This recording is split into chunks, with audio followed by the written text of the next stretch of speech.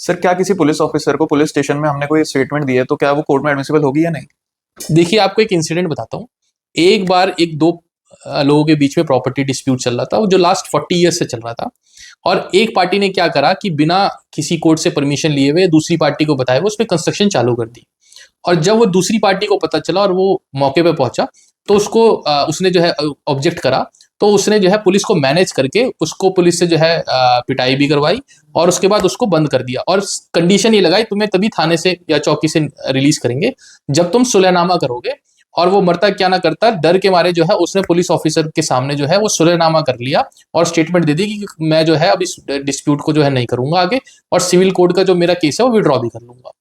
अब ये सवाल कोर्ट के समक्ष आया कि कोई भी कस्टोडियन में, जो पुलिस की कस्टडी में कोई ऑफिसर है और कोई अक्यूज्ड है, क्या उसकी दी हुई स्टेटमेंट जो है वो कोर्ट में एडमिसिबल होगी?